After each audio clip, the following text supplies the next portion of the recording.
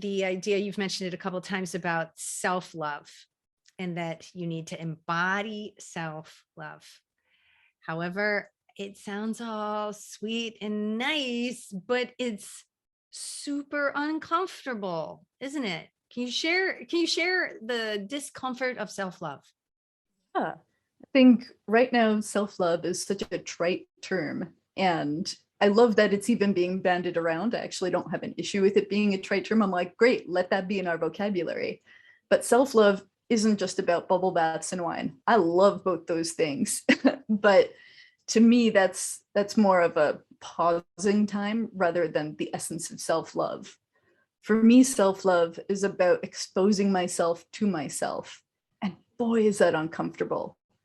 Self-love is doing things outside of my comfort zone. And I'm not even talking about skydiving, although that can be part of it, but having a difficult conversation with someone who you've stuffed your feelings around.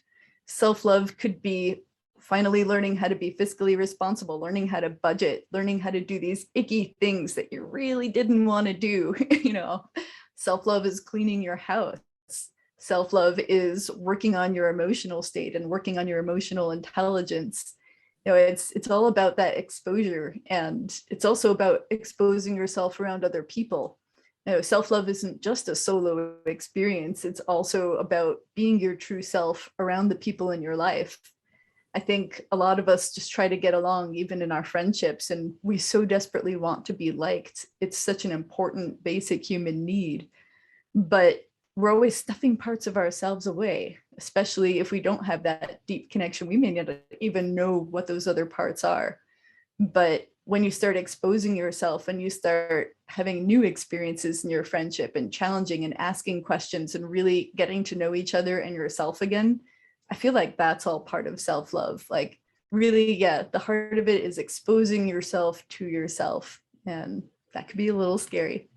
Well, and the self-love piece, we're talking primarily about dating, but in existing relationships, whether they be romantic, friendships, or even work relationships, how do you see this translating there?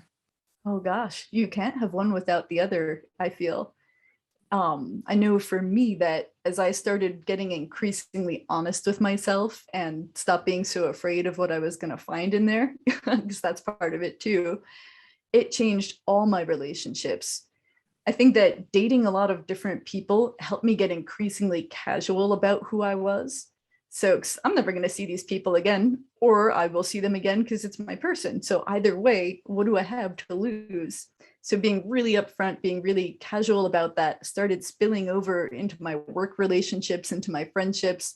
I found myself making jokes that I didn't usually make around friends or colleagues, and singing in front of people and doing all this stuff that I'd usually been too shy to do, even, in business, putting strategy ideas ahead that I would have been way too shy to, stick any toes out of line.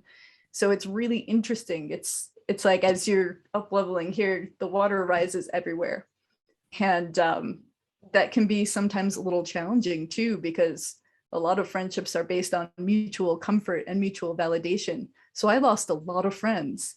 And while I wish them well, I'm also glad those friendships ended because they just weren't who I was. Like, that was based on an old version of myself.